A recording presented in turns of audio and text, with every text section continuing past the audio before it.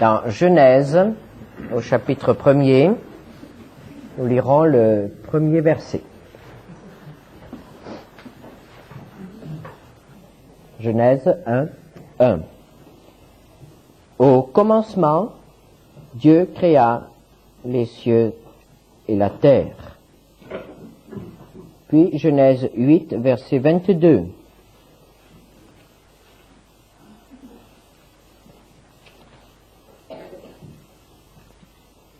Cela est dit après le déluge. Tant que la terre subsistera, les semailles et la moisson, le froid et la chaleur, l'été et l'hiver, le jour et la nuit ne cesseront point. Et sautons dans le Nouveau Testament, dans 2 Pierre 3, verset 10.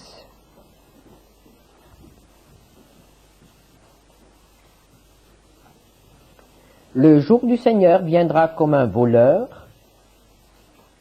En ce jour, les cieux passeront avec fracas, les éléments embrasés se dissoudront, et la terre avec les œuvres qu'elle renferme sera consumée. Le temps n'est qu'une parenthèse dans l'éternité. Il y a eu un commencement, il y aura une fin. Le monde sait de plus en plus qu'il y aura une fin. Mais le chrétien sait que cette fin est dans la main de Dieu. Cette fin est dans le plan de Dieu. Et elle aura lieu quand Dieu le voudra. Pour le chrétien, cette fin est une promesse du Seigneur, un achèvement, une œuvre de son Dieu. Et c'est pourquoi les chrétiens se sont toujours interrogés et ont interrogé les Écritures, ont interrogé le Seigneur. Quand est-ce qu'aura lieu la fin? Quand est-ce que ces choses se passeront? Quand? Dans les psaumes, nous avons souvent cette interrogation. Jusque à quand, Seigneur? Jusqu'à quand? À quand? Eh bien, la Bible nous donne pas mal de renseignements. Et vous connaissez tous les détails. Vous savez ce qui concerne Israël, vous savez ce qui concerne le royaume de l'Antichrist. Mais je voudrais ce matin attirer votre attention sur 2 faits extrêmement importants qui sont absolument immuables. Une limite que Dieu a fixée, une indication qu'il nous a donnée. Alors, la première, nous la trouvons dans Matthieu 24, au verset 14. Cette bonne nouvelle du royaume sera prêchée dans le monde entier pour servir de témoignage à toutes les nations. Et Jésus ajoute, alors viendra la fin. La fin viendra lorsque la bonne nouvelle du royaume aura été annoncée à toutes les nations, c'est-à-dire que tous les peuples, toutes les tribus, toutes les langues auront eu l'occasion d'entendre la bonne nouvelle du royaume. Et quelle est cette bonne nouvelle du royaume? Cette bonne nouvelle du royaume est que Dieu va intervenir et il va faire régner la justice et la paix sur la terre par son Fils, le Seigneur Jésus-Christ. C'est la bonne nouvelle du royaume. Donc nous devons garder cela à l'esprit. La fin n'interviendra pas avant que toutes les nations aient entendu la bonne nouvelle entendue, et la Bible ajoute même que certains représentants de ces nations doivent avoir accepté l'Évangile. Apocalypse 5, verset 9, nous présente une scène qui aura lieu un jour au ciel, et nous lisons Apocalypse 5, verset 9, « Il chantait un cantique nouveau en disant, tu es digne de prendre le livre et d'en ouvrir les sceaux, car tu as été immolé et tu as racheté pour Dieu par ton sang des hommes de toute tribu, de toute langue, de tout peuple et de toute nation. » Donc, nous pouvons affirmer que Dieu veut des représentants de tous les peuples, de toutes les tribus, même des plus petites, devant lui un jour. Et Dieu attend. Dieu attend que l'Évangile, que la bonne nouvelle ait été apportée jusque dans les tribus les plus isolées. Dieu attend aussi en raison de sa patience. L'apôtre Pierre écrit dans 2 Pierre 3, verset 9, « Le Seigneur ne tarde pas dans l'accomplissement de la promesse comme quelques-uns le croient, mais il use de patience envers vous, ne voulant pas qu'aucun périsse, mais voulant que tous arrivent à la repentance. » Le Seigneur patiente. C'est la patience de l'amour. Il veut que dans chaque nation, quelques-uns au moins soient sauvés. Alors seulement viendra la fin. Car cette patience a des limites. Dieu ne va pas attendre éternellement. Dieu ne va pas laisser se dérouler l'histoire de l'humanité, l'humanité grandir toujours davantage. Dieu a fixé une limite. Et la parole de Dieu nous parle de cette limite. Dans Romains 11, nous lisons au verset 25, « Je ne veux pas, frères, que vous ignoriez ce mystère, afin que vous ne vous regardiez pas comme sages, c'est qu'une partie d'Israël est tombée dans l'endurcissement jusqu'à ce que la totalité des païens soit entrée. Et ainsi, tout Israël sera sauvé, selon qu'il est écrit, le libérateur viendra de Sion, et il détournera de Jacob les impiétés. Et ce sera mon alliance avec eux, lorsque j'ôterai leurs péchés. » Ici, nous avons une autre indication. La totalité des païens. La totalité des païens qui doit entrer. Entrer où?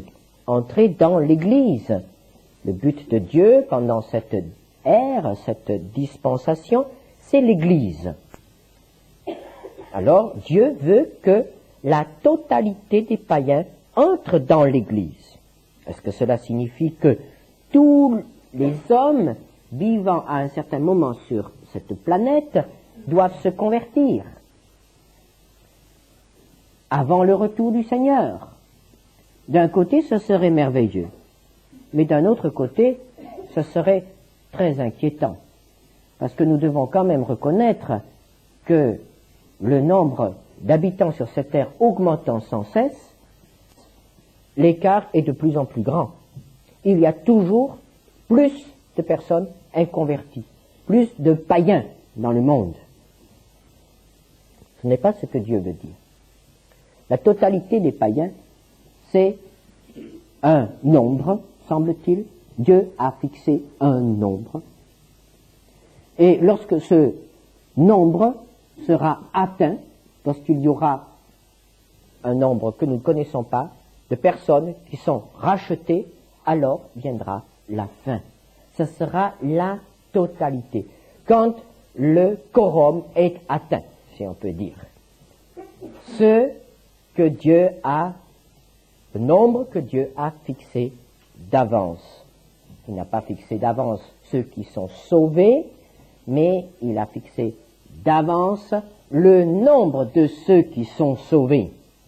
Et lorsque ce nombre est atteint, alors vient la fin. L'Église sera complète. Alors que pouvons-nous déduire de cela? Nous devons déduire que chaque personne qui se convertit hâte la fin. Chaque âme sauvée nous rapproche du retour du Seigneur. Chaque effort qui est entrepris pour atteindre encore une peuplade isolée quelque part nous rapproche du retour du Seigneur. Et nous devons dire qu'actuellement, l'Église du Seigneur a les moyens d'atteindre les extrémités de la terre. Nous avons des moyens techniques qui permettent d'atteindre les tribus les plus reculées. C'est à notre portée. Et nous avons donc là une indication extrêmement importante qui nous permet de dire que le retour du Seigneur est proche. Est-ce que vous priez pour que le Seigneur revienne bientôt? Est-ce que vous souhaitez son retour? Je l'espère. Alors, la meilleure réponse est de parler de lui autour de vous et d'amener des âmes au Seigneur. La meilleure réponse est l'évangélisation là où vous vous trouvez. Et la mission, c'est-à-dire l'évangélisation au loin, car les deux choses vont toujours ensemble. Évangélisation ici et évangélisation au loin. Nos efforts d'évangélisation hâtent donc la fin. Il y a une deuxième indication concernant la fin. Il y a quelque chose qui doit encore se passer avant la fin. Donc la première chose, c'est que le nombre soit atteint. La deuxième chose, l'apôtre Paul en parle en écrivant à Timothée. 2 Timothée 3, versets 1 à 5.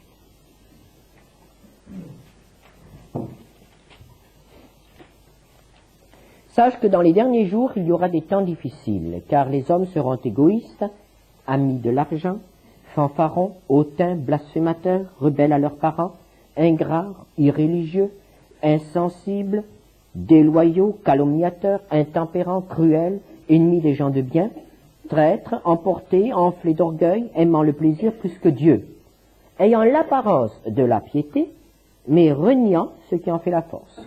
Éloigne-toi de ces hommes-là. L'apôtre Paul nous parle des temps difficiles qui précéderont le retour du Seigneur. Pourquoi y aura-t-il des temps difficiles? Parce que le retour du Seigneur, s'il est un moment de joie, un moment de gloire pour l'Église, sera un moment de jugement pour le monde. Lorsque le Seigneur aura enlevé son Église, le jugement de Dieu s'abattra sur cette génération. Et lorsque le Seigneur reviendra d'une manière visible, il viendra pour juger le monde. Donc la fin a tout un aspect de jugement. Il y a un jugement qui va s'abattre sur cette terre. Et c'est pourquoi le Seigneur Jésus fait référence à Noé. Il nous dit, il en sera de même comme au temps de Noé. Que s'est-il passé au temps de Noé? Prenons Genèse, chapitre 6, verset 5. L'Éternel vit que la méchanceté des hommes était grande sur la terre, et que toutes les pensées de leur cœur se portaient chaque jour uniquement vers le mal. Et au verset 11 et 13, la terre était corrompue devant Dieu. La terre était pleine de violence. Dieu regarda la terre, et voici elle était corrompue, car toute chair avait corrompu sa voie sur la terre. Alors Dieu dit à Noé, la fin de toute chair est arrêtée par devers moi, car ils ont rempli la terre de violence, voici, je vais les détruire avec la terre.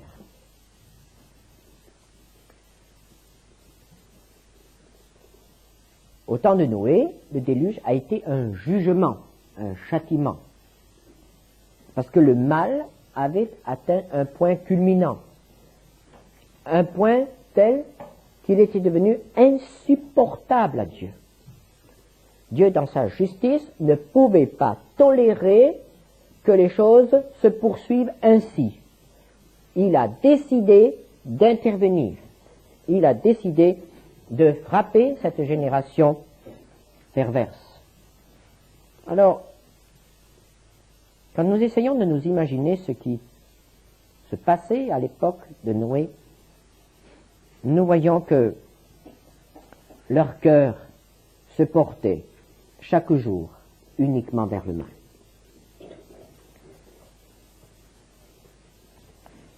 Nous pouvons déjà voir un peu ce qu'est le mal aujourd'hui.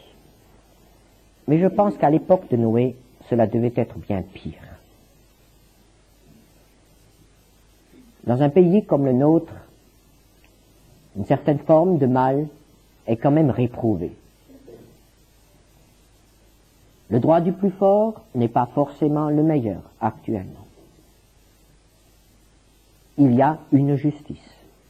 Il y a encore des personnes honnêtes. On essaye quand même encore de faire régner l'ordre. Bien sûr, il y a beaucoup de choses qui ne vont pas bien. Il y a beaucoup de méchanceté. Il y a beaucoup de corruption. Mais au temps de Noé, il n'y avait plus de place pour la justice. Il n'y avait plus de place pour un bienfait quelconque. Il n'y avait plus de place pour la charité. Il n'y avait plus de place pour la vérité. Il n'y avait que Noé et sa famille qui essayaient de vivre encore selon les connaissances qu'ils avaient de Dieu. Donc il y a eu là une maturation du mal. Et il semble que dans les derniers temps, il y aura de nouveau une maturation du mal. Et quand est-ce que cette maturation du mal peut avoir lieu? Lorsque Dieu abandonne l'homme. Et nous lisons dans l'Épître aux Romains, au 1er chapitre, que les hommes s'étant tellement détournés du Seigneur, Dieu alors se détourne d'eux et il les livre. Lorsque Dieu abandonne l'homme à ses instincts, à ses passions et à ses désirs, la voix de l'homme se corrompt. Car le cœur de l'homme est corrompu. Et quand il n'est plus gardé, quand il n'y a plus de garde-fou, le mal prend rapidement de l'extension. Que se passera-t-il avant le retour du Seigneur? Ce sera le règne de la violence. Ce sera le règne de la corruption. Ce sera le règne de la perversion. L'homme sera sans frein dans le mal.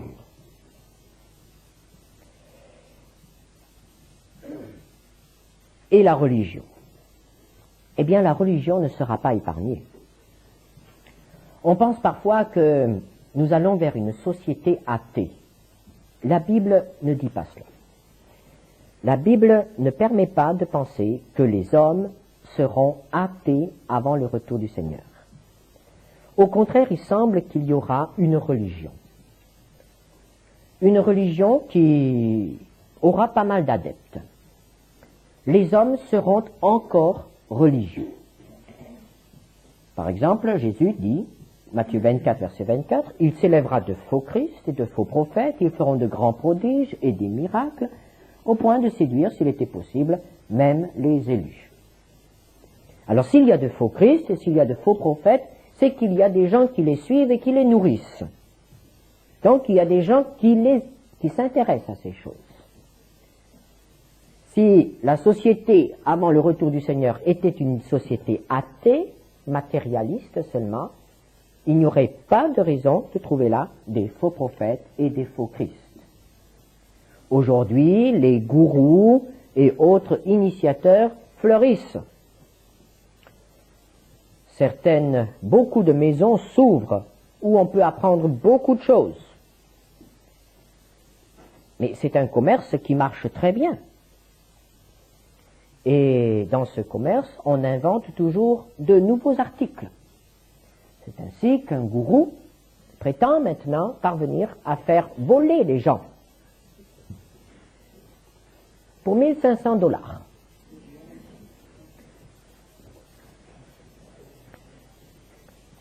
Et il y a des gens qui croient à ces choses.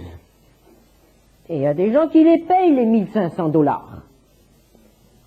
Et tant qu'il y aura des gens qui les payeront, tant qu'il y aura des gens qui seront attirés par ces choses, il y aura des gourous, et il y aura des prophètes, et il y aura de faux Christ. Donc la société de la fin sera une société religieuse. L'Antichrist lui-même sera un être religieux. L'Antichrist ne sera pas un grand chef athée. L'Antichrist aura une fibre religieuse. Puisqu'il se fera appeler le Christ, il se fera appeler Dieu. Un athée ne se fait pas appeler Dieu.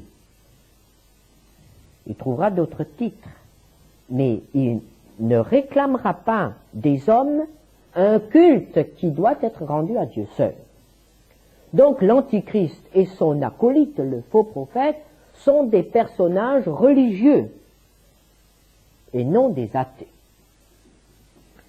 2 Thessaloniciens 2, versets 3 et 4. L'apôtre Paul nous parle de cet Antichrist. Que personne ne vous séduise d'aucune manière, car il faut que l'apostasie soit arrivée auparavant, et qu'on ait vu paraître l'homme du péché, le fils de la perdition, l'adversaire qui s'élève au-dessus de tout ce qu'on appelle Dieu, ou de ce qu'on adore, jusqu'à s'asseoir dans le temple de Dieu, se proclamant lui-même Dieu. Est-ce que nous voyons ces choses se préparer actuellement? Il y a eu un temps où la religion dominait tout. Puis, le moment où l'on a mis de côté la religion et on a tout expliqué d'une manière prétendument scientifique, matérielle. Et on expliquait aux gens que lorsqu'ils avaient envie de prier, lorsqu'ils avaient la foi, c'était simplement parce qu'il y avait une certaine réaction chimique qui se passait dans leur cerveau. Et que tout le reste n'existait pas. Tout n'était que réaction chimique. C'était le règne du matérialisme. Et voilà que tout à coup, on a de nouveau commencé à s'intéresser à la religion. Et puis Jésus est devenu un filon à exploiter. Alors on a eu un musical Jésus, on a eu des films Jésus, on a eu des disques Jésus, on a eu des t-shirts Jésus, et ça marchait, ce commerce marchait, c'était la grande mode, la mode Jésus. Et ça montre quand même qu'il y a chez l'homme une recherche. Et puis vous avez remarqué certainement que depuis quelque temps, on ne parle plus tellement de Jésus. De qui parle-t-on actuellement? De Satan. Alors maintenant, c'est la mode Satan. Alors maintenant, il y a des films d'horreur. Il y a les films avec des possessions. Il y a toutes sortes de films qui présentent Satan et son œuvre. Alors maintenant, on commence à sensibiliser les foules à Satan. Et les gens s'intéressent à Satan. Et il y a des églises sataniques, satanistes, où on adore Satan. Il y a une religion Satan. Mais c'est toujours une religion. Et on s'intéresse de plus en plus à ce qu'on appelle maintenant d'un nom scientifique les phénomènes parapsychologiques. Alors il y a maintenant des grands savants qui se penchent sur toutes sortes de phénomènes. Transmission de pensée ou que sais-je encore. Et on va donner une tournure scientifique à ces choses. À ces choses qui sont comme l'astrologie ou d'autres choses encore, qui sont interdites par la parole de Dieu et qui viennent de Satan. Mais l'homme dira non, ça ne vient pas de Satan, c'est scientifique. Et petit à petit, notre humanité va glisser sous la domination de toutes ces puissances occultes, qui sont des puissances religieuses. Et les hommes seront religieux, mais ils ne seront pas croyants en Dieu. Et nous assisterons à une maturation du mal. Et c'est là que c'est important. Souvenez-vous de la parabole de l'ivraie dans le champ. Le Seigneur Jésus raconte l'histoire d'un homme qui avait un champ, il y a semé du bon grain, et l'adversaire est venu, il y a semé de l'ivraie. Et les serviteurs ont voulu arracher l'ivraie, et le Seigneur a dit non. Au verset 30, laissez croître ensemble l'un et l'autre jusqu'à la moisson. Et à l'époque de la moisson, je dirai au moissonneur, arrachez d'abord l'ivraie et liez-la en gerbe pour la brûler, mais amassez le blé dans mon grenier. L'ivraie doit mûrir. L'ivraie doit porter du fruit, car c'est au fruit qu'on reconnaît la nature. Alors il faut que le mâle porte pleinement son fruit.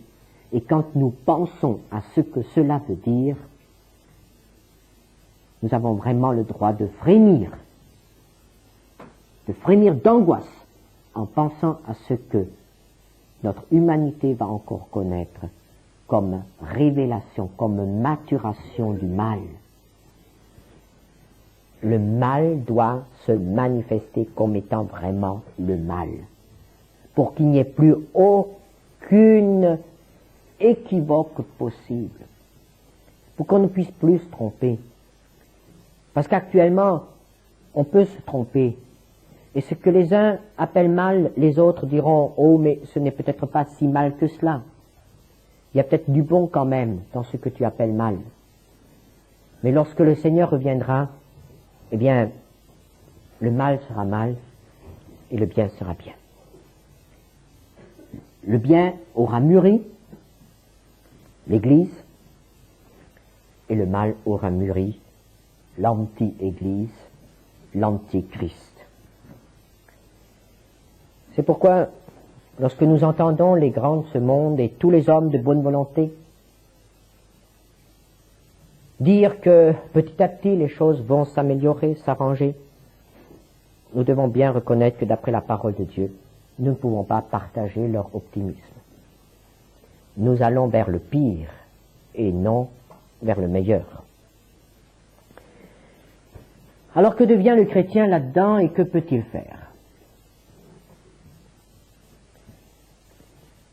La première chose sera, comme dit le Seigneur Jésus dans Matthieu 24, verset 13, « Celui qui persévérera jusqu'à la fin sera sauvé. » Le Seigneur exige des chrétiens de la dernière génération la persévérance.